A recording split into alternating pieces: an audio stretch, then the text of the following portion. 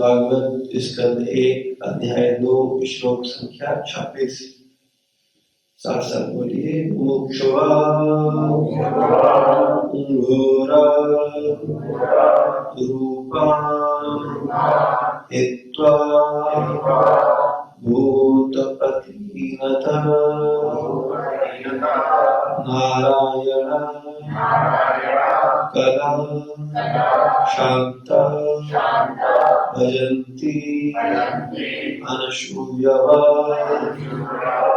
मुमुक्षवो घोररूपा हित्वा भूतपतिनता नारायण कला शांता भजन्ति अनशूयवा मुमुक्षवो घोररूपा हित्वा भूतपतिनता नारायण कला शांता भजन्ति अनशूयवा। शब्दार्थ मोक्षकामी व्यक्ति घोर भयानक रूपों को हित्वा त्याग कर भूतपति देवतागण अथ इस कारण से नारायण भगवान के कला श्वासों शांता परम आनंदमय भजंती पूजा करते हैं ही निश्चय अनसूय द्वेष रहित। श्लोक का अर्थ तात्पर्य श्रील प्रभुपाद जी के द्वारा श्रील प्रभुपाद। जो लोग मोक्ष के प्रति गंभीर हैं वे निश्चय ही द्वेष रहित होते हैं और सबका सम्मान करते हैं, किंतु फिर भी वे देवताओं के घोर रूपों का अस्वीकार करके केवल भगवान विष्णु तथा उनके स्वांशों के कल्याणकारी रूपों की ही पूजा करते हैं। तात्पर्य पूर्ण पुरुषोत्तम भगवान श्री कृष्ण जो विष्णु कोटि के रूपों में मूल रूप हैं, वे दो भिन्न कोटियों में अपना विस्तार करते हैं, पूर्ण या समग्र अंश या भिन्नांश। भिन्नांश सेवक और भगवान विष्णु तत्व के पूर्णांश सेव तथा पूज्य हैं। भगवान द्वारा शक्ति प्रदत्त सारे देवता भी भिन्नांश हैं। वे विष्णु तत्व की कोटि में नहीं आते। विष्णु तत्व वे पुरुष हैं जो भगवान के आदि रूप के ही समान शक्तिमान हैं और वे विभिन्न कालों परिस्थितियों में भिन्न भिन्न कोटि की शक्तियां प्रदर्शित करते हैं। भिन्नांश सीमित शक्ति वाले होते हैं, उनमें विष्णु तत्वों की तरह असीम शक्ति नहीं होती। अतः विष्णु तत्वों या भगवान नारायण के पूर्णांशों की गणना कभी भिन्नांश के साथ नहीं करनी चाहिए। यदि कोई ऐसा करता है तो उसे पाखंडी अर्थात पाषंडी होने का अपराध लगता है। इस कलयुग में अनेक मूर्ख व्यक्ति ऐसा अवैध अपराध करते हैं और दोनों कोटियों को समान बताते हैं। ये विभिन्न अंश अपनी अपनी भौतिक शक्तियों के अनुसार विभिन्न पदों पर आसीन है, यथा काल भैरव, शमशान भैरव, शनि, महाकाली तथा चंडिका। इन देवताओं की पूजा वे ही लोग करते हैं जो तमोगुण की निम्न अवस्था में होते हैं। ब्रह्मा, शिव, सूर्य, गणेश तथा अन्य ऐसे ही देव उन लोगों द्वारा पूजे जाते हैं जो भौतिक भोग से प्रेरित होने के कारण रजोगुणी होते हैं, किंतु जो सचमुच सतोगुणी हैं वे केवल विष्णु तत्वों की पूजा करते हैं। विष्णु तत्वों के अनेक नाम तथा रूप हैं, यथा नारायण, दामोदर, वामन, गोविंद, अधोक्षज। सुयोग ब्राह्मण सालिग्राम शिला द्वारा निरूपित विष्णु तत्वों की पूजा करते हैं और क्षत्रिय तथा वैश्य जैसे कुछ उच्चतर वर्ण के लोग भी सामान्यतया विष्णु तत्वों की पूजा करते हैं। सतोगुणी योग्यतम ब्राह्मण कभी भी अन्यों की पूजा विधि से ईर्ष्या नहीं करते, वे अन्य देवताओं का पूर्ण आदर करते हैं।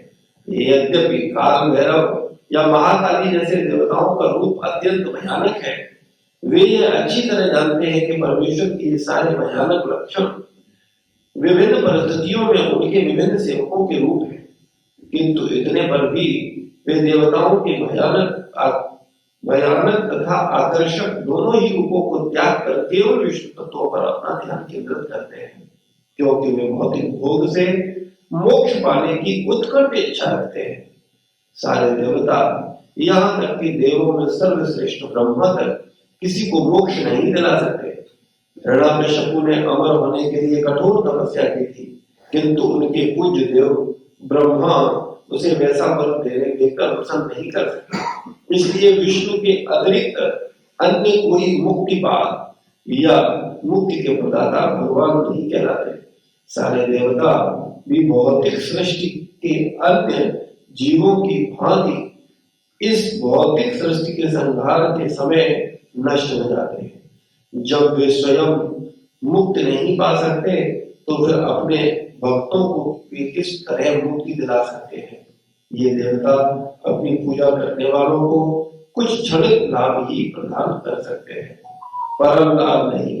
यही कारण है कि मुमुक्ष जन देवताओं की पूजा का परित्याग करते हैं, यद्यपि उनमें किसी के प्रति असम्मान नहीं दिखाते। ओम अज्ञानतिमिरान्धस्य ज्ञानाञ्जनशलाकया चक्षुरुन्मीलितं येन तस्मै श्रीगुरुवे नमः। हरे कृष्ण। तो इस श्लोक का अर्थ हमारे साथ साथ बोलिए। जो लोग मोक्ष के प्रति गंभीर हैं, वे निश्चय ही द्वेष रहित होते हैं और सबका सम्मान करते हैं, किंतु फिर भी वे देवताओं के घोर रूपों का अस्वीकार करते हैं। केवल भगवान विष्णु तथा उनके स्वांशों के कल्याणकारी रूपों की ही पूजा करते हैं। द्वेष से हम भरे हुए हैं, इससे हम निकलना नहीं चाहते तो काम नहीं बनेगा जीवन में। जो मोक्ष के प्रति गंभीर है, जो भगवत धाम जाने के प्रति गंभीर है, उन्हें कैसे होना चाहिए? द्वेष रहित होना चाहिए। इस पर विशेष रूप से हमें कार्य करना चाहिए और हम लोग द्वेष सहित कार्य करते हैं। द्वेष से मुक्त होने के लिए कोई प्रयास नहीं करते। द्वेष करते हैं हम लोग, किससे करते हैं? सबसे करते हैं। फिर मूर्खता की बात। द्वेष किससे करते हैं? हाँ, जो हमसे श्रेष्ठ है, जो हमसे योग्य है, किसी भी मामले में हमसे ज्यादा बुद्धिमान है, हमसे ज्यादा धनवान है, हमसे ज्यादा ज्ञानवान है ना? हमसे ज्यादा किसी को आदर मिल रहा है, हमसे ज्यादा किसी को प्रेम मिल रहा है, तो उसके प्रति हम क्या हो जाते हैं? तुरंत द्वेष हो जाते हैं। यानी हमसे जो श्रेष्ठ है उससे हम क्या करते हैं? द्वेष करते हैं। तो इसका मतलब क्या है कि हमारे मोक्ष जाने की कतई इच्छा नहीं है, मोक्ष प्राप्त करने की इच्छा नहीं है, यानी भगवत धाम जाने की हमारी इच्छा नहीं। क्योंकि अगर इच्छा हो तो द्वेष करना बंद करें। जैसे हम कहें कि धन कमाना किसको अच्छा लगता है? धन किसको अच्छा लगता है? सब कहेंगे भाई हम सबको अच्छा लगता है, ठीक है। अब धन कमाने के लिए कड़ी मेहनत बोले वो कौन करे? तो अगर मेहनत नहीं करो धन मिल जाएगा। तो सेम ऐसे ही अगर हम भगवत धाम जाना चाहते हैं तो इसका मतलब क्या है कि हमें द्वेष रहित होना होगा, इस पर ईमानदारी से काम करना होगा और अपने आप को जानना होगा, अपने हृदय में झांकना होगा और उन अनर्थों से बाहर निकलना होगा। अगर भगवत धाम जाना चाहते हैं तो अगर अपनी बुराइयों को समेट करके केवल अपने को अच्छा कहलवाना चाहते हैं तो ठीक है, 2-4 लोगों को कन्विंस कर लो। हम लोग क्या करते हैं? यही करते हैं, 400 लोगों को पकड़ते हैं और उनको कन्विंस करते हैं क्या? कि हम श्रेष्ठ हैं, हम अच्छे हैं। तो इस तरीके की सस्ती प्रशंसा से क्या भगवत धाम चले जाएंगे? हम लोग यही करते हैं, 2-4 लोगों को पकड़ लेंगे जिनसे हमारी फ्रिक्वेंसी मिलेगी, जिनसे हमारा थोड़ा विचार मिलेगा, हमें हाथ मिला रहे होंगे, उनके साथ बोलेंगे, ठीक है। वो हमें संतुष्ट करेंगे, हम उन्हें संतुष्ट करेंगे। हम उनके मिथ्या अहंकार को पोषित करेंगे, वो हमारे मिथ्या अहंकार को पोषित करेंगे और बस इतने में ही हम खुश हो जाते हैं। हम बड़े सस्ती प्रशंसा चाहने वाले लोग हैं, यानी हम लोग बड़े सस्ते लोग हैं। लेकिन जो बुद्धिमान व्यक्ति है कैसा होता है? द्वेष रहित होता है। द्वेष रहित कौन हो सकता है? क्या विचार है? कौन व्यक्ति ऐसा है जो द्वेष रहित हो सकता है? कुछ आपके दिमाग में विचार आ रहा है? इस द्वेष से बचने का क्या साधन है, क्या तरीके से बचा जा सकता है? जो प्रतिस्पर्धा या कॉम्पिटिटिव उससे बाहर आगे आ चुका है, ऊपर उठ चुका है। प्रतिस्पर्धा से बाहर आ गया है वो, जो कंपैरिजन से ऊपर उठ चुका है वो द्वेष नहीं करेगा किसी से। और कोई? जो सत्व है, और कोई? गुरु के प्रति थोड़ा शरणागति हो, सेवा हो, काम सेवा, वो और कोई? जो शुद्ध भागवत भक्ति है, और जो सबका सम्मान करता हो, सबके विचारों का सम्मान करता हो। सबके विचारों का सम्मान करता हो नहीं, सम्मान आदर देना एक अलग बात है, लेकिन सबको फॉलो नहीं कर सकते है ना। सबको सम्मान देने का मतलब है कोई कह रहा है देवी की भक्ति करो, ये भी ठीक है, तो वो कह रहा हाँ उनको सम्मान देंगे, हम भी देवी भक्ति करेंगे। सबको सम्मान देना अलग बात है आप, और सबको फॉलो नहीं कर सकते है ना। सबको रिस्पेक्ट दे सकते हैं, लेकिन कई बार क्या होता है हम जिसे रिस्पेक्ट देते हैं उसे फॉलो भी करने लगते हैं, ये हमारी प्रॉब्लम है। लेकिन हमको रिस्पेक्ट सबको देना है, लेकिन फॉलो सबको नहीं करना। और कोई कुछ विचार आ रहा हो?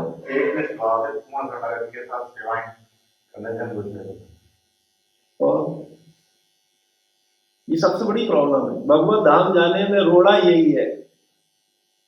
और ये जो बीमारी है वो संन्यास तक पीछा नहीं छोड़ती है, ठीक है।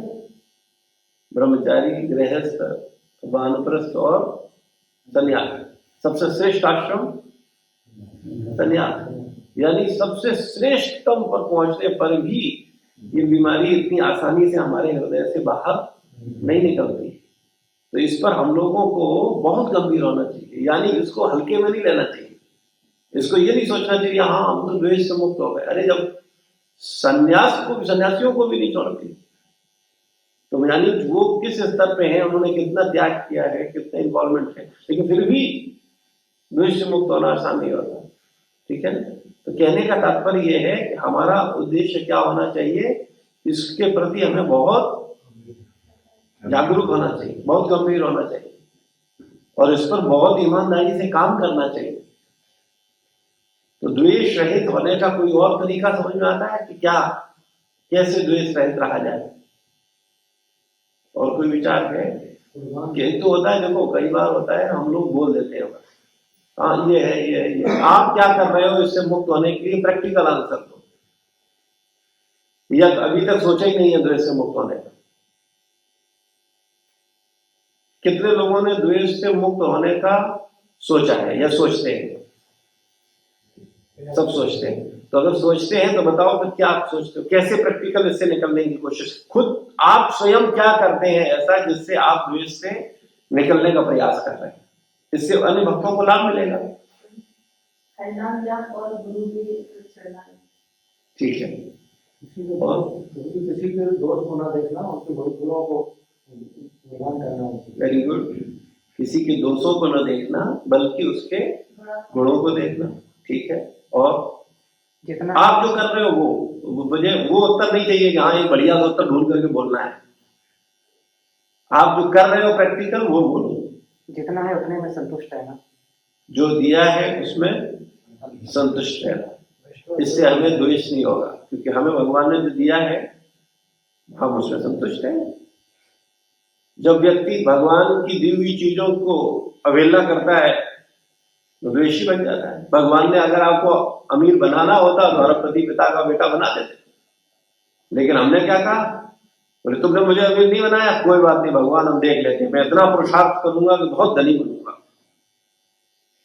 और हम दिन रात लग जाते हैं मेहनत करने में गधों की तरह, ठीक है ना। और कुछ सांसारिक मूर्ख लोगों को प्रसन्न करके हम सोचते हैं कि देखो हमने भी तरक्की की, देखो हम धनवान बन गए। तो जो भगवान ने जिस स्थिति पे दिया है उस स्थिति पे क्या करना चाहिए, संतुष्ट होना चाहिए। भगवान ने जो दिया जिस स्थिति पे रखा। कई बार बहुत से लोग बोलते हैं नहीं प्रभु जी हमें अपने लिए नहीं करना, हम तो भगवान की सेवा के लिए धन कमाना चाहते हैं, हम गुरु की सेवा के लिए भगवान की सेवा के लिए धन कमाना चाहते हैं। तो ऐसे मूर्खों से कहना है कि आचार्यगण बोलते हैं, गुरु महाराज विशेष रूप से बोलते हैं कि अगर तुम्हें धन से भगवान को सेवा लेनी होती तो तुम्हें धनवान घर में पैदा करते हैं। अब तुम धनवान घर में पैदा नहीं हुए हो तो इसका मतलब है भगवान तुमसे धन की सेवा नहीं लेना चाहते। तो तुम शरीर से सेवा करो, तुम मन से सेवा करो, तुम जिस स्तर पे हो जहां हो उससे सेवा करो। लेकिन ये मन बड़ा बदमाश है। ये मन क्या कहता है, वो भगवान की आड़ में इंद्रिय तृप्ति करवाता है। नहीं नहीं हम तो इसलिए कर रहे हैं, लेकिन वो करेगा कुछ नहीं। वो हम कह रहे हैं वो मन उसका बोल रहा है कि वो कमा रहा है इसलिए कि भगवान की सेवा करने लगी, जब कमाने लगेगा तो ढेला नहीं सेवा करेगा। तो इस तरीके की जो चालें हैं इससे मन क्या करता है, हमें गिराता है। तो हम लोगों को संतुष्ट रहना चाहिए और ये आंसर बिल्कुल गलत है। भक्तों का सही तरीके से संग करना चाहिए। भक्तों का संग तो सब करते हैं और भक्तों का संग करके ही नालायक बन जाते हैं नंबर 1 के, ठीक है। क्योंकि वो संग करते कैसे हैं, इसकी निंदा उसकी निंदा, ये वो उधर देखो ये क्या वो किया ऐसा क्या वैसा क्या। उन्हें इतना एटिकेसी नहीं है कि संग करना कैसे है। रूप गोस्वामी ने बताया भक्त कितने प्रकार के हैं, कितने प्रकार के भक्त? हाँ 3। कौन कौन से? कनिष्ठ, मध्यम और वरिष्ठ। और उन्होंने संग करने का क्या तरीका बताया, कनिष्ठ के प्रति क्या भाव होना चाहिए। क्या सुनते हो आप लोग? तो इतने बेसिक है वही तो मतलब रोज भक्तों के संग में रहते हो, कुछ दिमाग में नहीं है तो क्या करो, उल्टे सीधा करोगे। कनिष्ठ साथ कैसे रहना चाहिए, क्या भाव होना चाहिए? नहीं, कनिष्ठ के प्रति क्या होना चाहिए, कैसा भाव होना चाहिए?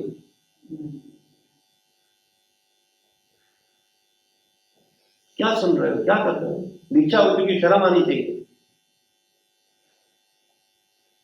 कनिष्ठ के प्रति दया का भाव होना चाहिए।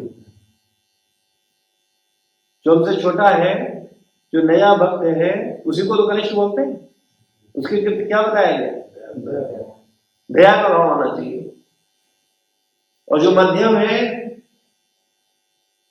उसके प्रति, या हमारे समकालीन है उसके प्रति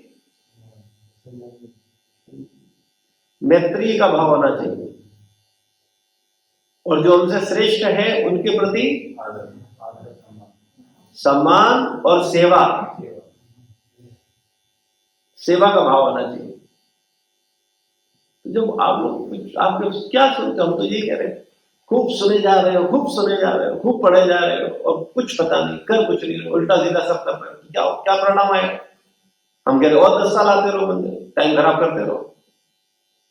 अगर आ ही रहे हो तो क्यों नहीं ठीक तरीके से समझते हो? उसे विचार करो और उस पर काम करो तो तुम्हें लक्ष्य प्राप्त होगा। केवल मन को संतुष्ट करते रहते हैं, हम मन को जो अच्छा लगेगा वो करेंगे। तो भक्तों का संग करने से काम नहीं बनता किसी का। भक्तों का संग करके लोग नालायक बन जाते हैं। भक्तों का संग कैसे करना है इतना विवेक होना चाहिए।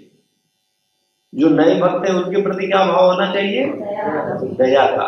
यानी उनसे फालतू की बातें नहीं करनी चाहिए, उनके साथ कभी भी नेगेटिव चर्चा नहीं करनी चाहिए।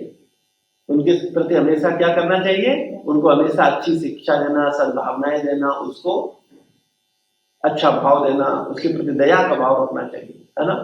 हम लोग क्या करते हैं, कोई अगर हमें सम्मान देता है, कोई नया भक्त आता है, वो सोचता है ये प्रभु तो बहुत पुराने हैं, वो थोड़ा हमें सम्मान देता है, थोड़ा हमारे पास आने लगता है। फिर हम क्या करते हैं, उसी से दूसरे भक्तों की निंदा करना शुरू कर देते हैं। बोल देखो ये भक्त ऐसा है, बोले ये ऐसा ही ऐसा। तुम दया, ये दया कर रहे हो, ये क्या कर रहे हैं हम, उसको खराब कर रहे हैं, उसका आध्यात्मिक जीवन नष्ट कर रहे हैं। ठीक है, तो जो हमसे छोटे हैं उनके प्रति दया का भाव, यानी उनको आध्यात्मिक केयर देनी चाहिए।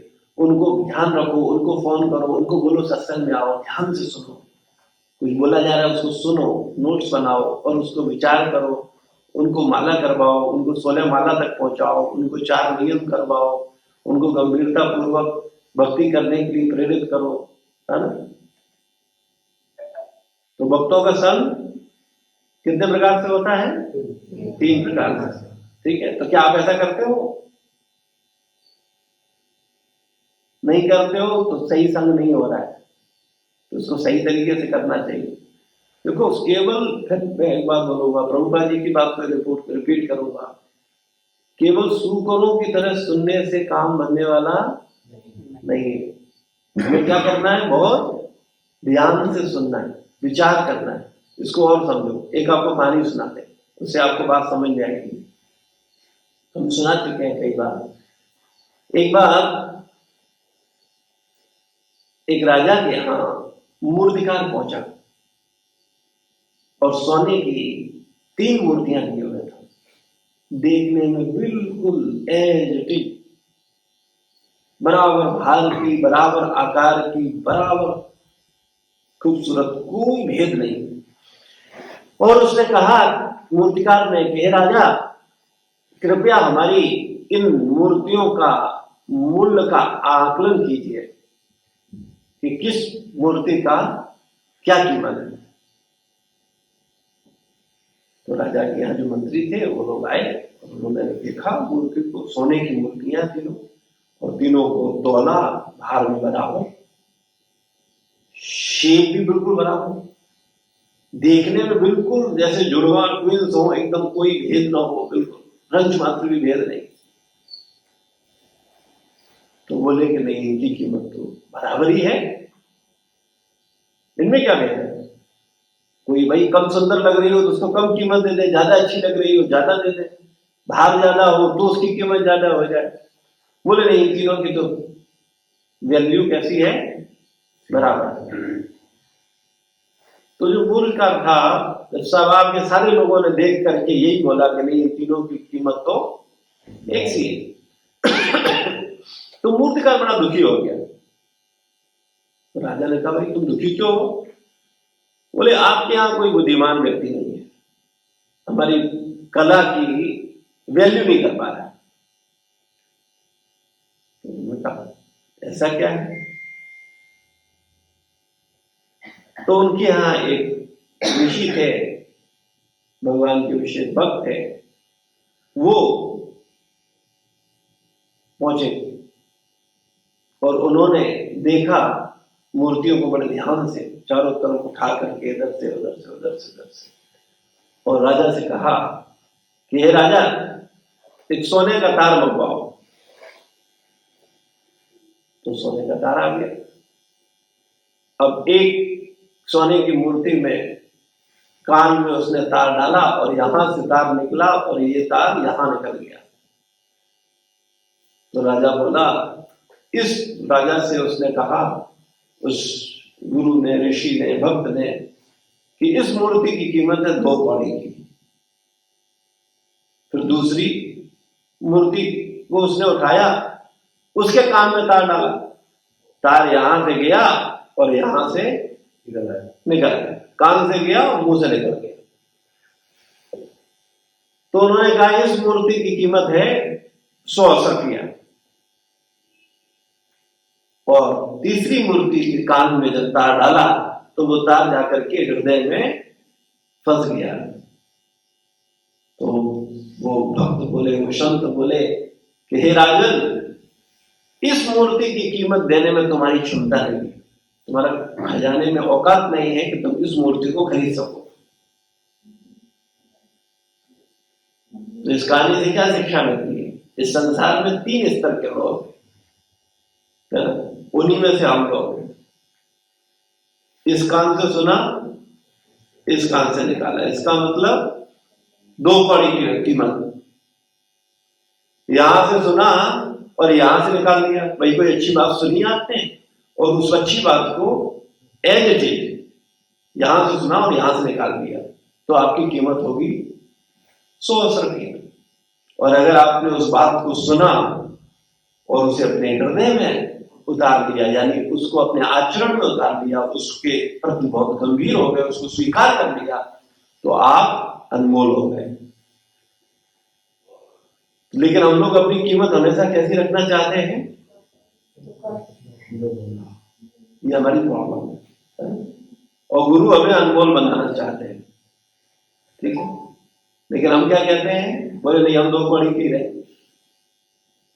हमें अनमोल मत बनाइए।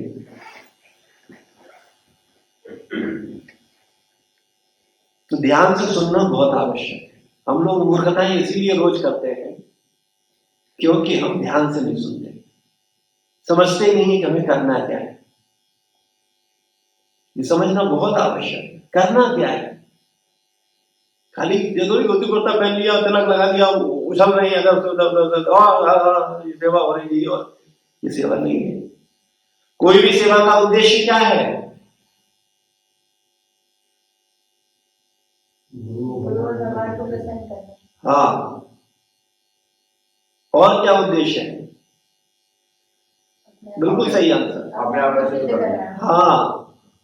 तो ये दोनों काम हो रहे हैं। नहीं। अगर जिस कार्य से ये 2 कार्य नहीं हो रहे हैं, इसका मतलब हम केवल अपने मन को संतुष्ट कर रहे हैं और मूर्ख बने हुए हैं, और 2 कौड़ी की कीमत बनी रहेगी। कोई भी सेवा कर रहे हैं उसके पीछे उद्देश्य होता है, केवल अपने मन को संतुष्ट करने के लिए नहीं। हम जो भी सेवा कर रहे हैं उसके पीछे उद्देश्य है, और वो उद्देश्य क्या है, गुरु और भगवान की प्रसन्नता और अपने चित्त का शुद्धि। लेकिन बस हम यही नहीं करते, इसके प्रति हमारे कोई सिंसियरिटी नहीं है। हम लोग क्या सोचते हैं, हम मंदिर में क्यों आए हैं, आप सत्संग में क्यों आते हैं, अनर्थ निवृत्ति के लिए, ठीक, और शुद्ध करने के लिए, ठीक। आप सही बोल रहे हो, लेकिन मैं जो आंसर चाह रहा हूं वो नहीं मिल रहा है, और बताओ।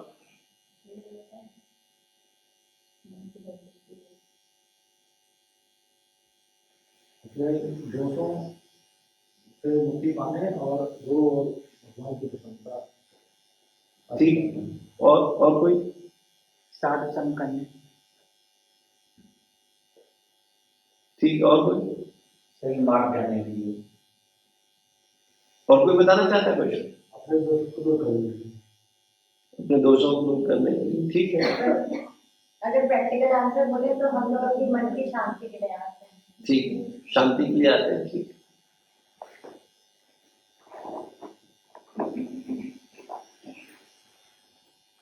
हम लोग यहाँ दास बनने आते हैं, यहाँ क्या करने की जाती है, दासों का दास। हमें पता ही नहीं हम क्यों आते हैं, तो क्या करोगे, आपके दिमाग में हमेशा होगा हम स्वामी बन जाए, अच्छा हम इनके तो दास है, ठीक है, लेकिन इनके तो स्वामी बन जाए, उद्देश्य से भटक जाते हैं। हमें पता होना चाहिए हम क्या कर रहे हैं। मैं बार बार बोलता हूँ, ध्यान से सुनो, यहां से सुनोगे, यहां से निकालोगे तो कुछ अंदर नहीं जाएगा, समझ में नहीं आएगा बात हो क्या रही, क्योंकि यहां सुना, यहां से निकाल दिया। अच्छा, वो जाएगा भी नहीं, ये भी ध्यान रखना। अगर तुम्हारा प्रेम नहीं होगा, तुम द्वेष रहित नहीं होगे, तो यहां की बात यहां जा ही नहीं सकती है, हमेशा ध्यान रखना। द्वेषी व्यक्ति के हृदय में बात नहीं जा सकती। द्वेषी व्यक्ति यहां से सुनेगा, खूब सोचे कि मैं अनमोल बनूंगा, लेकिन उसका भाव तो 2 कौड़ी का है ना, क्योंकि द्वेष कर रहा है। तो द्वेषी व्यक्ति के कभी यहां बात नहीं जा सकती, जा ही नहीं सकती। तो पूरी ताकत लगा दे अपनी, नहीं जाएगा। ये सामर्थ्य का विषय नहीं है, शरणागति का विषय। एक कान से सुना और दूसरे से निकलता है, अपने आप स्वाभाविक है। इसमें कोई प्रयास करने की जरूरत नहीं है, इसमें कोई मेहनत लगती है। इधर सुनो, इधर से निकल गया, ठीक है। लेकिन यहां से सुनो और यहां से निकले, लेकिन यहां से सही निकले, हम सुनते तो हैं, जब सही सुन ही नहीं रहे हैं, सही उत्तर नहीं दे पा रहे हैं, तो अच्छा यहां से निकल रहा होगा तो क्या निकल रहा होगा इसमें विचार करो भाई। हम लोग किसी ने भी समझाते हैं, कोई अच्छा ईमानदारी बताओ, कोई चुप होता है समझाने के, भाई मुझे कुछ नहीं पता, मैं नहीं बोल सकता, करता है कुछ? आप जरा सी इच्छा जाहिर करो किसी के पास, आपस में आजमा के देखना कभी, तुरंत आओ पकड़ने में, आओ जरा हम समझाएंगे। अच्छा वो समझ खुद नहीं रहा है तो उससे प्रश्न पूछो, वो अपनी सही भावों को रख नहीं पा रहा है तो वो क्या समझाएगा, और अगर समझा रहा है तो क्या समझा रहा है। 100 असल की कीमत उसकी थी, जो तार यहां से निकला वही वाला तार इधर से निकला, ऐसा नहीं था सोने का तार निकला और यहां से लोहा निकल गया, तब फिर 2 कौड़ी का है। लेकिन हम लोग हमेशा 2 ही कौड़ी का रहना चाहते हैं।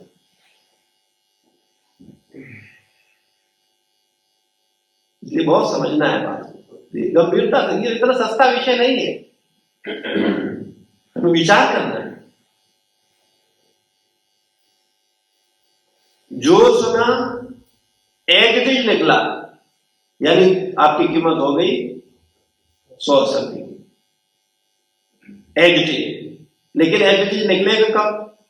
जब तुम एक चीज सुनोगे। तो एक चीज सुनने के लिए बहुत ध्यान रखना पड़ेगा, अपने को मूर्ख मानना पड़ेगा, तब तुम एक चीज सुन पाओगे ना। लेकिन हम तो हाँ अरे जिस्ट पता है ना, जिस्ट पे ध्यान दो प्रभु, क्या एक चीज थोड़ी होता है, क्या पागल, ज्यादा स्मार्ट है ना हम लोग, हैं हम बदलने के मूर्ख। तो जो सुनो वही निकले, एक चीज उसके भाव में परिवर्तन ना हो, मूड में परिवर्तन ना हो, ये तो खत्म हो जाए, बात की वैल्यू खत्म हो जाएगी। और हम लोग यही कर रहे हैं, इसीलिए हम लोग अच्छा प्रचार नहीं कर पा रहे, क्योंकि जैसे जैसे हम मेहनत करके कुछ लोगों को सही मूड देने की कोशिश करते हैं और दूसरा जाके उसको खराब कर देते, और कुछ नहीं कर रहे हैं, हम सहयोग नहीं कर रहे हैं, हम बर्बाद कर रहे हैं, क्योंकि हम द्वेषी लोग हैं ना, ईर्ष्यालु लोग हैं। और ईर्ष्यालु कभी सेवा का नहीं सोचेगा, वो सेवा हो रही होगी, आदर हो रहा होगा, बात मान रहे होंगे, वो उससे जल जाएगा और सबको खराब करेगा। तो अगर आप अपनी वैल्यू बनाना चाहते हैं तो पहले द्वेष को खत्म करिए। ये श्लोक में भगवान यही कह रहे हैं श्रीमद् भागवत में, क्या बोल रहे हैं फिर सुनो ध्यान से। जो लोग मोक्ष के प्रति गंभीर हैं, जो लोग वे निश्चय ही द्वेष रहित होते हैं, वे निश्चय ही द्वेष रहित होते हैं और सबका सम्मान करते हैं। लेकिन सबका सम्मान कैसे करते हैं? हर बात में बड़ी गहराई है। वो कनिष्ठ भक्त का भी सम्मान करते हैं, मध्यम का भी सम्मान करते हैं और उत्तम का भी सम्मान करते हैं, लेकिन सम्मान के साथ साथ जो और एक भावना है उसमें अंतर होता है। जो कनिष्ठ है उसके प्रति सम्मान तो होता है, लेकिन कैसा सम्मान होता है? दया का सम्मान होता है। जो मध्यम होता है उसके प्रति भी सम्मान होता है, लेकिन कैसा सम्मान होता है?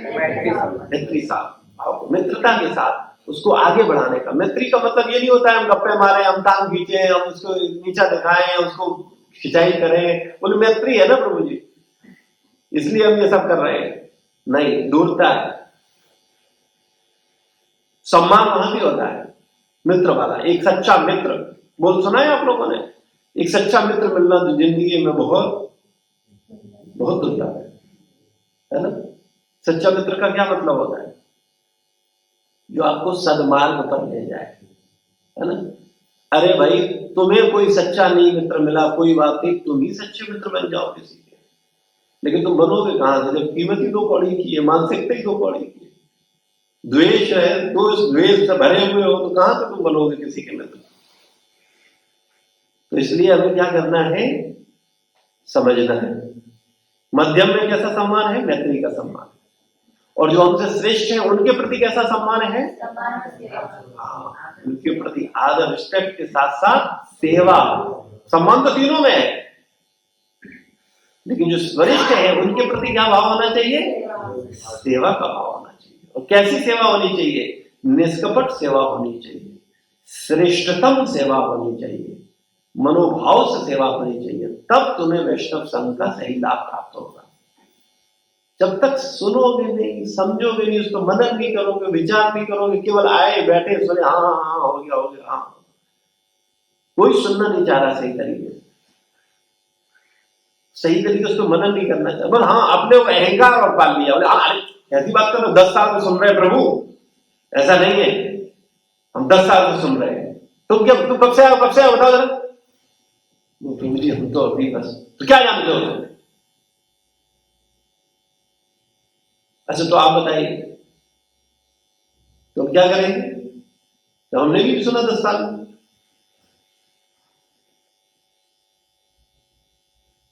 जब हमने सुना ही नहीं है तो हमारे दिमाग में कुछ है ही नहीं, और दिमाग में कुछ है ही नहीं तो क्या करेंगे? क्या बताएंगे उसे खराब करेंगे। तो इसलिए ध्यान से सुनना बहुत आवश्यक, और खास करके इसलिए तो मैंने कहा, मैंने तो कभी आपको श्लोक बोला, पढ़ के सुनाया, फिर आपसे पूछा हाँ बताओ क्या सुना। तो जो मूल बात थी उसको तुमने क्या किया? छोड़ दिया। क्यों? क्योंकि तुम इस पर काम नहीं कर रहे हो, इसलिए छोड़ा तुमने। तुम देवी देवताओं की पूजा नहीं कर रहे हो क्योंकि तुम्हारे दिमाग में समझ में आएगी बात थोड़ी सी, वो तुमने थोड़ा सुना है ध्यान से, तो तुमने उस बात को बोला कि नहीं देवी देवताओं का पूजा नहीं करना है और हमें भगवान का भक्ति करना है, वो ठीक है। लेकिन आधी बात तो सुनी है, आधी बात तो सुनी है। जो भी मोक्ष चाहता है, जो भगवत धाम जाना चाहता है, जो अपने को शुद्ध करना चाहता है, उसकी पहली शर्त यह है वो अपने को द्वेष रहित करे। और द्वेष रहित करने का एकमात्र साधन क्या है? क्या तरीका है द्वेष रहित होने का? एकमात्र साधन द्वेष रहित होने का, स्वयं को श्रेष्ठ कभी न माने। ठीक, और जो मिला उसमें संतुष्ट रहना, और कोई, हमेशा अपने आप को दास समझना, और गुरु के प्रति शरणागति, सेवा करेंगे तो अपने आप ये द्वेष खत्म हो जाएगा। और कोई तरीका नहीं है दूसरा, कोई तरीका नहीं है, केवल एक ही मार्ग है द्वेष से निकलने का, सेवा और गुणगान। गलती से भी अपना गुणगान नहीं करना चाहिए, है ना, गलती से भी, और कम से कम अपने से वरिष्ठ लोगों के समक्ष बिल्कुल नहीं, गलती से भी नहीं गुणगान करना चाहिए। अपने से वरिष्ठ लोगों के समक्ष, वैसे तो कहीं नहीं करना चाहिए, लेकिन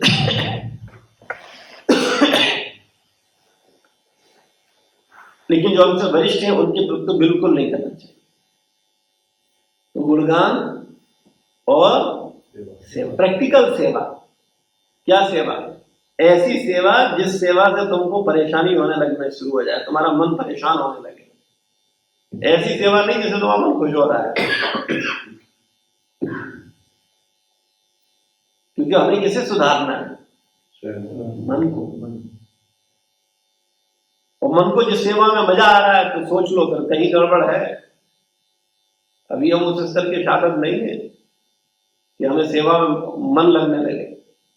हमारा मन अगर सेवा में लग रहा है तो निश्चित रूप से सेवा में हम कहीं ना कहीं कुछ चाह रहे हैं, चाहे वो सब झूठा सम्मान हो, चाहे और विभिन्न प्रकार का, वो आपको खुद अपने आप को टटोलना होगा ईमानदारी से।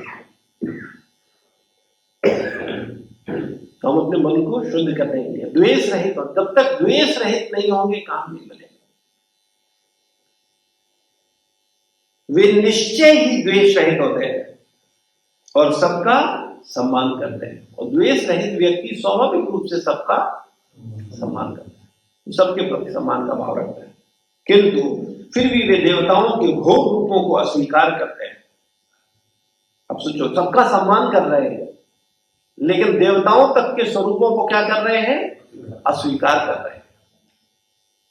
ठीक है, हम सम्मान करते हैं तो फिर क्या करते हैं, अपनी सनक से सम्मान करते हैं। फिर हम देवी देवताओं की पूजा, अरे एक ही बात है, भगवान की पूजा कर रहे हैं, देवी देवता, अरे एक ही बात है, सब एक ही बात है, सब कोई अंतर नहीं, सब भगवान के। और अपना अपना अपना दिमाग है नहीं, लेकिन अपनी फिलॉसफी दे देंगे, बोले कोई फर्क नहीं पड़ता। लेकिन शास्त्र क्या बोलता है, जो देवी देवताओं को और भगवान को समान रिस्पेक्ट देता है वो पाखंडी है ना, वो पाखंडी है। ऐसे ही अगर कोई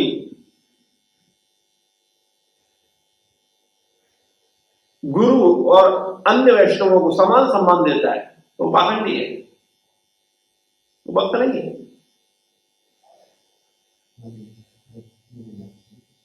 तो ये क्लियर होना चाहिए हमको, हमारा कॉन्सेप्ट क्लियर होना चाहिए। वो पाखंडी हो जाएंगे लेकिन पता ही नहीं चले, हम सोचेंगे हम भक्त हैं। क्यों पाखंडी कहा जा रहा है? देवी देवताओं की पूजा करने वाले, तर्क समझो, सिद्धांत समझना बहुत आवश्यक। सिद्धांत समझ में नहीं आएगा तो नहीं आएगा। देवी देवताओं को क्यों पाखंडी, देवी देवताओं की पूजा करने वाले को क्यों पाखंडी कहा जा रहा है? भाई भगवान की पूजा करने वाले को और देवी देवता की पूजा करने वाले को, ये दोनों को बराबर सम्मान देने वाले को पाखंडी क्यों कहा जा रहा है? इसके पीछे तर्क क्या है, कारण क्या है?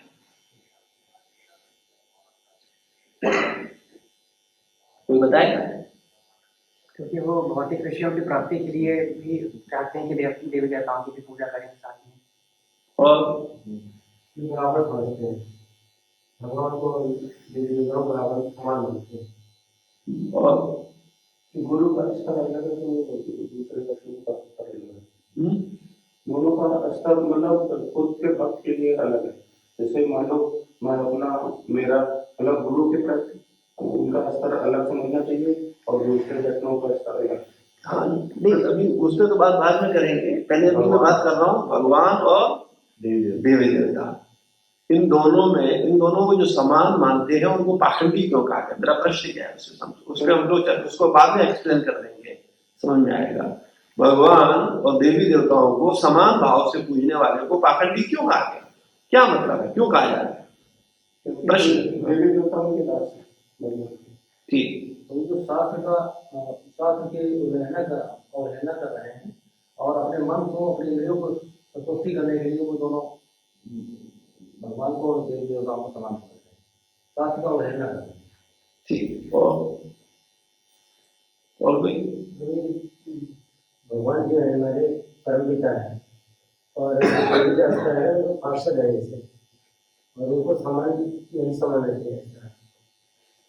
प्रभु जी, जो देवी देवता है वो उनके भगवान के सेवक है, ये बिल्कुल इस तरीके से जैसे फादर अलग होता है उसका बेटा अलग होता है। बिल्कुल सही, आपका आधा आंसर सही था। जैसे बेटा है और कोई मूर्ख बेटा कहे बोले बाप बेटा बराबर, एक ही बात है। अरे बेटा बाप क्या अंतर है? अरे अंतर ही नहीं, उसने पैदा किया है और वो साथ खेल रहा है बस। अरे भैया हो सकता है उसने 10 साल पहले पैदा कर दिया हो। पैदा किसने किया है? पिता ने। तो पिता की समानता कभी बेटा नहीं कर सकता, और जो मूर्ख है वो बेटा और पिता की समानता कर रहा है, इसका मतलब पाखंडी है, वो वक्त है ही नहीं। तो इसी तरीके से जब भगवान कौन है? पिता है, वो जन्म देता है, और देवी देवता क्या है? हमारे आपकी जैसे आत्मा है, भिन्नांश है। तो जब उनको कोई समान भाव से देखता है या समान भाव से सेवा करता है, समान आदर देता है, तो पाखंडी है। ऐसे गुरु तथा शिष्य, गुरु ने पैदा किया है। अरे किसी को 10 साल पहले पैदा कर दिया, किसी को 5 साल बाद पैदा किया, किसी को पिछले महीने पैदा किया। तो अगर वो मूर्ख आपस में एक दूसरे को सम्मान दे रहे हैं और वो उतना ही सम्मान दे रहे हैं जितना कि गुरु को दे रहे हैं, तो वो क्या है? पाखंडी है। उसमें वो बुद्धिहीन है, उसमें अकल ही नहीं है। वो इतना ही समझ पाए कि किसका क्या भेद है, किसका क्या स्थान है।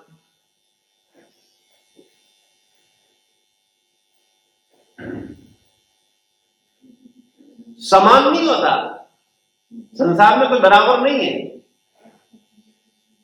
अलग अलग स्थान है। तो इसलिए हम लोगों को पता होना चाहिए कि क्या सिद्धांत क्या है, क्यों है। अंधानुगमन नहीं, समझो उसे, तत्व के साथ समझो। क्यों भेद है, तो क्यों भेद है, स्थान अलग है, भाव अलग है। जो भगवान का भाव होगा वो देवताओं का कभी नहीं हो सकता। जो गुरु का भाव होगा वो कभी शिष्यों का या गुरु भाइयों का नहीं हो सकता। जो माता पिता का है वो भाई बहनों का कभी नहीं हो सकता। तो अगर कोई मूर्ख है वही समानता करेगा और वही समान व्यवहार करेगा और वो सोचेगा हम बड़े, हम तो बहुत बड़े भक्त हैं। बोले क्यों? अरे देखो सबका है, सबको हम तो समान सम्मान करते हैं।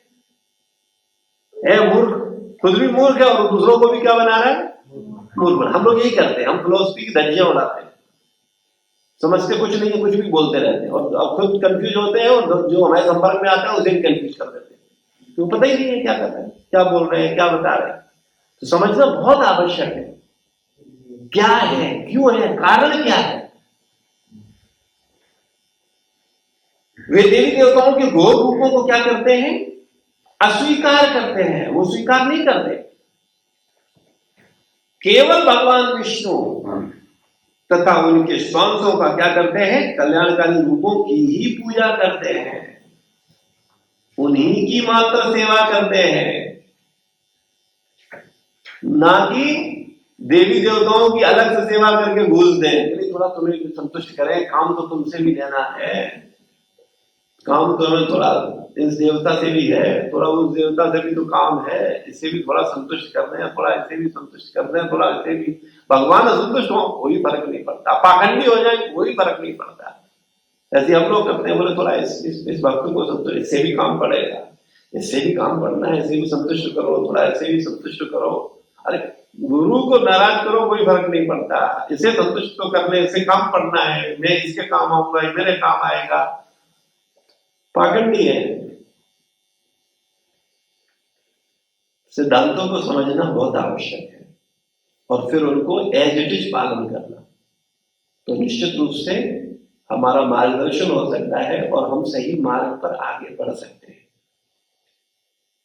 तात्पर्य में प्रभुपाद जी बोलते हैं, पूर्ण पुरुषोत्तम भगवान श्री कृष्ण जो विश्व कोटि के मूल रूप है, वे दो भिन्न कोटियों में अपना विस्तार करते हैं, दो विभिन्न प्रकार के। कौन कौन से? एक भगवान के स्वांश हैं और एक भगवान के भिन्नांश हैं। हम लोग कौन है भगवान के? हाँ, भिन्नांश है।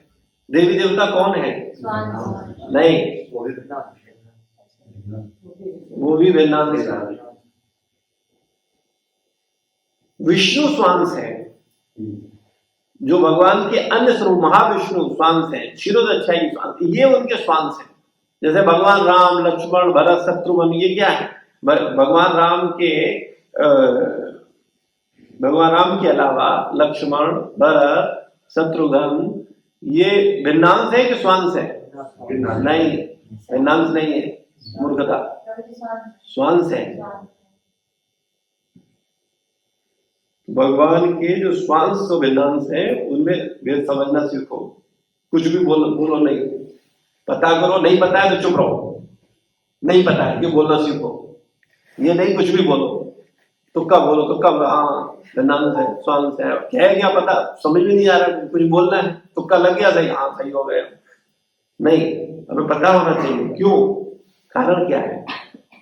वो भगवान के स्वांश है सब, और भिन्नांश जितने देवी देवता हैं ये सब क्या है? भिन्नांश है। जितनी अन्य जीवात्माएं हैं वो सब क्या है? भिन्नांश है। भगवान द्वारा शक्ति प्रदत्त सारे देवता भी भिन्नांश हैं, वे विष्णु तत्व की कोटि में नहीं आते।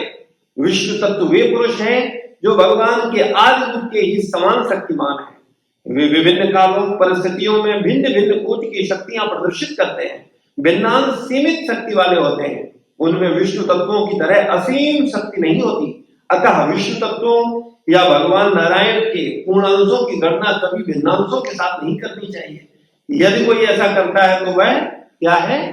पाखंडी है। अगर कोई भिन्नांश और स्वांश की तुलना एक साथ करता है तो क्या है? पाखंडी है। अब इन सब में और भी बहुत गहराइयां हैं, चर्चाएं तो बहुत हो सकती हैं, लेकिन उतना समझने की वो जरूरत नहीं है, क्योंकि हमारा अभी वो स्तर ही नहीं है, ना वो भावनाएं हैं। लेकिन इसको इतना समझें कि पाखंडी कौन है। केवल तिलक लगा करके धोती पहनने से कोई भक्त नहीं बन जाता। वो तिलक लगाए, कंठी पहने, धोती कुर्ता पहने भी पाखंडी हो सकता है। लेकिन अगर हम मूर्ख हैं तो हमें कोई पता ही नहीं।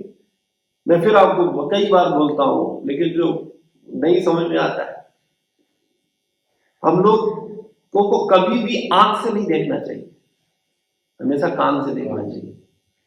लेकिन हमारी प्रॉब्लम क्या है, हम आंख से देखते हैं। और क्या है, आंख से देखा है हमने, हमने देखा है। तुमने देखा क्या है? तुम हो मूर्ख, क्या देखोगे? देखने की क्षमता है तुम्हारे अंदर कि देख पाओ क्या है क्या नहीं? अरे हमने, हमारे सामने ऐसा हो रहा था, हमने देखा था, वो ऐसा कर रहे थे। अच्छा, तो तुमने क्या देखा?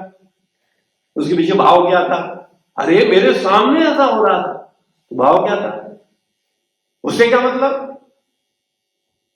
हमने देखा। जो आंखों से देखने वाला है वो मूर्ख है, क्योंकि वो किससे देखेगा? हम लोग आंख से देखते हैं।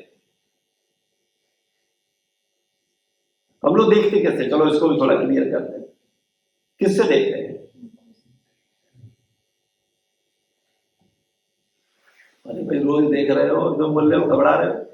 किससे देखते हैं? आंखों से देखते हैं। आंख से देखते हो। किससे देखते हो खिलाड़ी को? आंख से देखते हो? बताओ। सूर्य के प्रकाश से देखते हैं। फिर मन से देखते आत्मा से। हम लोग बुद्धि से देखते हैं, है ना? आंख से नहीं देखते। आंख से आपको कुछ दिखा, लेकिन ये दीवार है, ये सफेद रंग है, ये ब्लैक बोर्ड भी है, व्हाइट बोर्ड भी है, दीवार भी है, कील भी है, ये किससे देख रहे हैं? बुद्धि से। आंख से तो सब कुछ दिख रहा है, वेट कौन करता जा रहा है तुरंत? तो किससे देखते हो? और जो बुद्धि खराब है तो तुम क्या देखोगे? तो दिखाई देगा? इसलिए कभी दिखाई देने वाला नहीं है। और आने वाले दसियों जन्म में भी दिख जाए तो बहुत बड़ी बात समझ लो, क्योंकि बुद्धि, हम अपने को क्या मानते है? हमें सब आता है, हम सब जानते हैं। तुम क्या बताओगे? और हम बताएं तुम्हें, तो फिर कौन सुनेगा? कौन देखेगा? कृपया समझिए, बुद्धिमान बनिए। क्या देख रहे हैं? पता तो होना चाहिए देख क्या रहे हैं। पता ही नहीं हम देख क्या रहे हैं। तो किससे देखते हैं? हमेशा बुद्धि से। इसलिए आचार्यों ने उसको एक्सप्लेन किया। ये नहीं कान से बोले, कान से देखते, कान से देखते। क्यों कान से देखते हैं? क्योंकि आचार्य क्या करता है? बुद्धि देता है, दिव्य बुद्धि देता है। तो यानी जो आचार्य बोल रहा है वो सुन करके देखो, यानी उस बुद्धि से देखो। आंख से मत देखो, कान से देखो। इसलिए कान बोला जाता है। कान से इसीलिए बोला जाता है क्योंकि कान से ही तुम्हें गुरु परंपरा की बात जाएगी, और वो तुम्हारी जो खराब सड़ी बुद्धि है उसको क्या करेगी? शुद्ध करेगी, दिव्य करेगी। लेकिन वो दिव्य होगी कब? जब तुम्हारी अपनी बुद्धि खत्म। और वो हम करने वाले नहीं है साधारण, वो तो हर चीज में हमारी बुद्धि तो लगेगी नहीं। हम अपनी बुद्धि तो लगाए बिना कोई सेवा कर ही नहीं सकते हैं, किसी बात को मान ही नहीं सकते हैं। इसीलिए हमारा कल्याण होने की संभावनाएं बहुत कम होती है।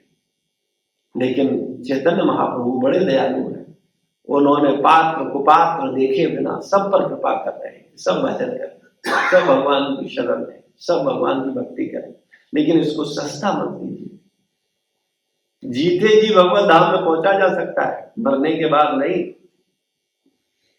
और मैं हमेशा एक बात बोलता हूं, जो जीते जी नहीं पहुंचा वो मरने के बाद भी नहीं पहुंचेगा।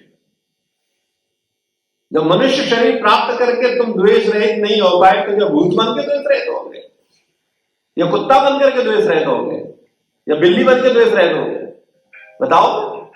तो मनुष्य होकर के तुम द्वेष रहित नहीं हो पा रहे हो, जिसमें हम काम कर सकते हैं, जिसमें हम समझ सकते हैं, हम अपने स्वभाव को चेंज कर सकते हैं। क्योंकि कुत्ता बिल्ली प्रेत बन के हम अपनी बुद्धि को बदलेंगे। अगर मनुष्य होकर के काम नहीं बना पाए अपना, तो किसी और ने हमारा काम नहीं बनेगा। इसलिए हम लोगों को बात को बहुत गंभीरता से विचार करना चाहिए। भगवत धाम जाएंगे तो जीते जी जाएंगे, और अगर जीते जी नहीं गए तो फिर बहुत मुश्किल है। भगवत धाम जाने का मतलब क्या है? आनंद की स्थिति, जहां दुख हमें छू ना पाए, जहां संसार का सुख और दुख हमें छू ना पाए। यानी संसार के सुख और दुख से हमारी मानसिकता ऊपर है। ठीक है, प्रभुपाद जी कई बार बोलते हैं कि भक्त भी संसार में कार्य करते हैं। बिल्कुल ऐसा लगता है जैसे संसार में बहुत आसक्त है, देखो अरे ये क्या कर रहे हैं, ये क्या कर रहे हैं, वो क्या। लेकिन उद्देश्य क्या है वो हर व्यक्ति नहीं समझ सकता। वो अपनी बुद्धि लगाता है, क्योंकि वो अच्छा, हम लोग किसी भी व्यक्ति को ऑब्जर्व करते हैं, कैसे करते हैं बताओ? अपनी बुद्धि। और हमारी बुद्धि कैसी है? भौतिक है क्या आध्यात्मिक? तो भौतिक बुद्धि से क्या आध्यात्मिक किसी विषय को समझा जा सकता है? यही प्रॉब्लम है। इसीलिए हम लोग गड़बड़ कर देते हैं। आध्यात्मिक बुद्धि क्या है? जो गुरु परंपरा के आचार्य बोल रहे हैं उसके आधार पर देखो, वो कुछ कह रहे हैं उसको मानो, ना कि तुम अपनी बुद्धि को मानो। तो भगवान द्वारा शक्ति प्रदत्त सारे देवता भिन्नांश है, विष्णु तत्व की कोटि में नहीं आते। विष्णु तत्व पुरुष है, भगवान के आदि रूप के ही शक्तिमान, समान शक्तिमान है। वे विभिन्न कालों, परिस्थितियों, विभिन्न कोटि की शक्तियां प्रदर्शित करते हैं। भिन्नांश सीमित शक्ति वाले होते हैं, उनमें विष्णु तत्वों की तरह असीम शक्ति नहीं होती। अतः विष्णु तत्वों भगवान नारायण के पूर्णांशों की गणना कभी भी भिन्नांशों के साथ नहीं करनी चाहिए। यदि कोई ऐसा करता है तो वह पाखंडी है, और पाखंडी होने का अपराध करता है। इस कलयुग में अनेक मूर्ख ऐसा अवैध अपराध करते हैं और दोनों कोटियों को समान बताते हैं। इस कलयुग में कैसे हैं? अनेकानेक मूर्ख हैं। ये विभिन्न अंश अपनी अपनी भौतिक शक्तियों के अनुसार विभिन्न पदों पर आसीन हैं, यथा काल भैरव, शमशान भैरव, शक्ति, महाकाली तथा चंडिका। इन देवताओं की पूजा करने वाले वे लोग हैं जो तमोगुणी हैं। तमोगुणी लोग इनकी पूजा करते हैं, इनकी पूजा करते हैं। रजोगुणी लोग इनकी करते हैं, ब्रह्मा, शिव, सूर्य, गणेश। अन्य देवों की कौन पूजा करता है? रजोगुणी लोग पूजा करते हैं। जो भौतिक भोग से प्रेरित होने के कारण रजोगुणी होते हैं, किंतु जो सचमुच सतोगुणी हैं वो भगवान नारायण की पूजा करते हैं, कृष्ण की पूजा करते हैं, राम की पूजा करते हैं। सुयोग ब्राह्मण, केवल ब्राह्मण शब्द प्रयोग नहीं हो रहा है। क्या बोला जा रहा है? सुयोग ब्राह्मण शालिग्राम की सेवा करता है। ब्राह्मण को भी अधिकार नहीं है, केवल गुरु की परमिशन के अनुसार ही कोई शालिग्राम की सेवा कर सकता है। सुयोग ब्राह्मण, प्रभुपाद जी बोल रहे हैं, उसके शब्दों को समझना चाहिए। सुयोग ब्राह्मण शालिग्राम शिला और निरूपित विष्णु तत्वों की पूजा करते हैं, और क्षत्रिय तथा वैश्य जैसे कुछ उच्चतर वर्ण के लोग भी सामान्य विष्णु तत्वों की पूजा करते हैं। सतोगुणी योग्यतम ब्राह्मण कभी भी अन्यों की पूजा विधि से ईर्ष्या नहीं करते। जो सतोगुणी लोग होते हैं वो किसी दूसरे की पूजा पद्धति से ईर्ष्या नहीं करते। वे अन्य देवताओं का पूर्ण आदर करते हैं। जो अन्य देवी देवता हैं उनका पूर्ण आदर करते हैं, लेकिन उनके पीछे पीछे नहीं हो लेते हैं। हम लोग क्या करते हैं? आदर करते करते पीछे पीछे हो लेते हैं। हमें पीछे पीछे तो केवल भगवान और गुरु के रहना है, बस। बकाया सबको क्या करना है? केवल आदर करना और पूर्ण आदर करना है, लेकिन पीछे पीछे नहीं हो लेना है। सतोगुण योग्यतम ब्राह्मण कभी भी अन्यों की पूजा विधि से ईर्ष्या नहीं करते। वे अन्य देवताओं का पूर्ण आदर करते हैं। यद्यपि काल भैरव या महाकाली जैसे देवताओं का रूप अत्यंत भयानक है, वे अच्छी तरह जानते हैं कि परमेश्वर के ये सारे भयानक लक्षण विभिन्न परिस्थितियों में उनके विभिन्न सेवकों के रूप हैं, किंतु इतने पर भी वे देवताओं के भयानक तथा आकर्षक दोनों ही रूपों को त्याग कर केवल विष्णु रूपों पर अपना ध्यान केंद्रित करते हैं, क्योंकि वे भौतिक जगत से मोक्ष को पाने की इच्छा रखते हैं, उत्कट इच्छा रखते हैं। सारे देवता, यहां तक कि देवों में सर्वश्रेष्ठ ब्रह्मा तक किसी को मोक्ष नहीं दिला सकते। हिरण्याकश्यपु ने अमर होने के लिए कठोर तपस्या की थी, किंतु उसके पूज्य देव ब्रह्मा उसको ये वरदान नहीं दे सके।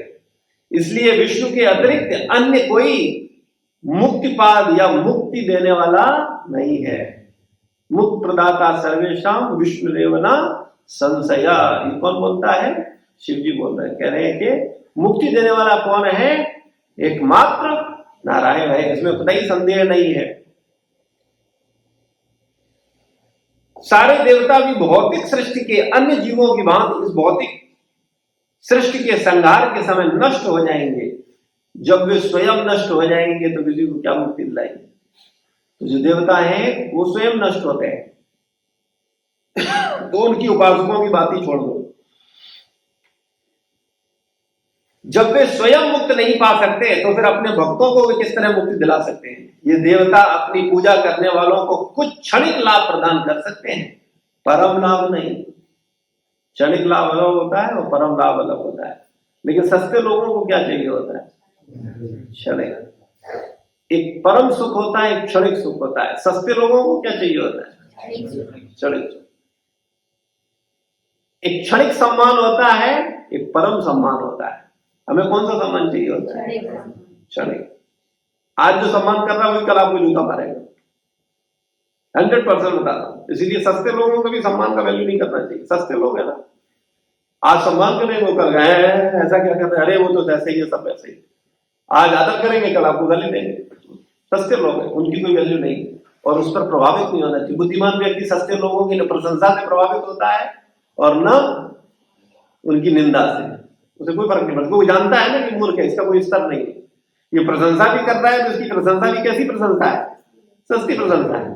ये आज प्रशंसा कर रहा है, ये कल निंदा करेगा। लेकिन जो मूर्ख है वो उसी सस्ती प्रशंसा में गिर जाता है, वो उसी में लोटपोट हो जाता है, जैसे हम लोग। तो सारे देवता भी भौतिक सृष्टि के अन्य जीवों की भांति इस भौतिक सृष्टि के संहार के समय नष्ट हो जाते हैं। जब वे मुक्ति नहीं पा सकते तो फिर अपने भक्तों को किस तरह मुक्ति दिला सकते हैं? ये देवता अपनी पूजा करने वालों को कुछ क्षणिक लाभ ही प्रदान कर सकते हैं, परम लाभ नहीं। यही कारण है कि मुमुक्षुजन देवताओं की पूजा का परित्याग करते हैं और वो भगवान के प्रति आदर करते हैं, लेकिन उसके साथ साथ अन्यों का भी सम्मान करते हैं। अन्यों का अपमान नहीं करते। ये नहीं कहते कि अच्छा अब हमें क्या लेना देना, अब है तो समझ में आ गया। हम लोगों के साथ यही प्रॉब्लम है। बोले आओ विष्णु जी के संपर्क में, बोले छोटे मोटे देवता हटाओ, क्या बात करते हो, ये सब क्या है? कुछ नहीं। बोले अब हम सीधे गुरु के संपर्क में हैं। बोले आप छोटे मोटे हटाओ, तुम लोग क्या हो, कुछ लो हटाओ पीछे। इस तरीके की मानसिकता निकृष्ट मानसिकता है। तुमको हमेशा क्या करना है? सबके प्रति सम्मान का भाव रखना है, लेकिन शरणागति भगवान और गुरु के प्रति होनी चाहिए। श्रील प्रभुपाद की जय, गुरु महाराज की जय, समस्त भक्त वृंद की जय।